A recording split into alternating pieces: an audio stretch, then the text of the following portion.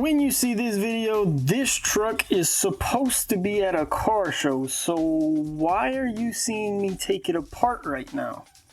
Well, you may be able to see in the background there, we did get the BEC installed like we talked about in the last video, and it actually did help fix our issue in the rear with raising the body up high enough where we could drive this truck around level and it look right.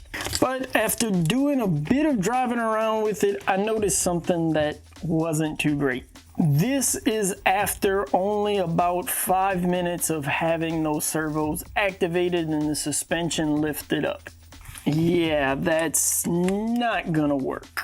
Turns out at 7.4 volts, this servo does have enough power to lift up the rear. The issue is it gets extremely hot when holding that truck up. So I kind of scrambled and bit the bullet and bought 2 more of those Reefs servos that I have in the front and found a way that I can fit them in the rear. Unfortunately, I don't think they're going to be in time to be able to get them installed in this video, and that's obviously why this truck isn't going to the car show anymore, but don't worry, there's another one coming up. Just have to wait a little longer, and this next one's actually closer to me, so that'll be pretty nice. But this, unfortunately, I guess, gives me the time to work out a couple more things that I wanted to finish off before finally debuting this build. You can see in Fusion 360 here that I went ahead and mocked up how these new servos will fit in the rear. They should actually work a little better, just the mechanism, not even the power of the servo, because you might be able to tell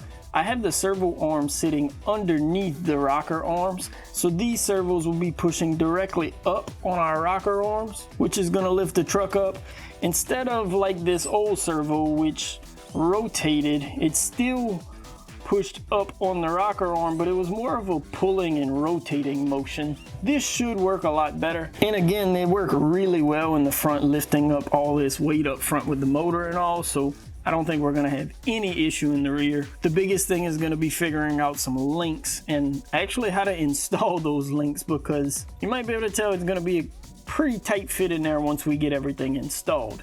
Besides that, the other thing that I kind of wanted to change up a bit was this rear bumper. This is obviously the rear bumper that came with the truck, and it works well, it looks good, but when it's actually sitting on the chassis and the truck sitting on the ground, something about the way this rear bumper sits kind of off the body and lower than the actual lowest point of this body just doesn't sit right with me. I don't really care for it too much, as well as this license plate hump that sticks down.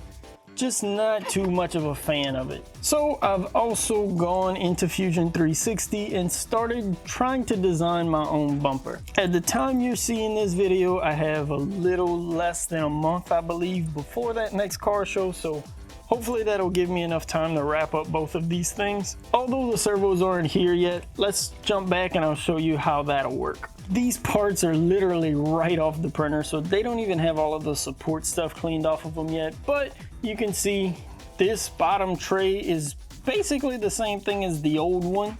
Still got our nice little mock fuel tank look on the bottom of it. This will slide right in where it did before and screw in using those same screws.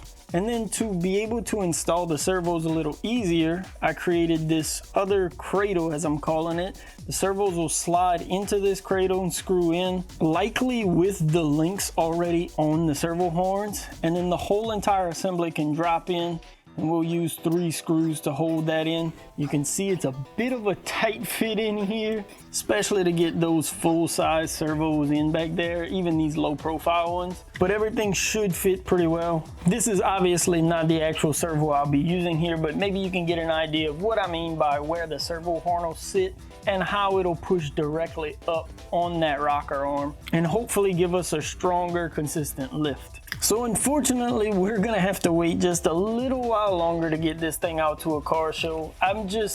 I'm a perfectionist, if you know me. I rather do things right. And while this build I don't think will ever be perfect, I wouldn't be happy with it if I didn't get it as close to perfect as possible.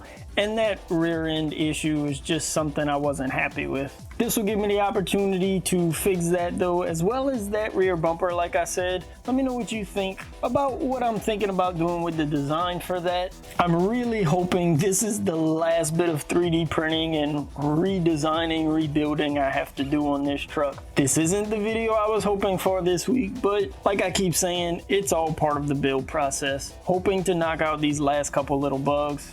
Make sure to leave a like if you enjoyed the video. I really hate to leave you all disappointed. I really hope you aren't too disappointed. You just have to wait a little longer. Make sure to subscribe so you don't miss when this thing eventually gets to a car show. Believe me, it will.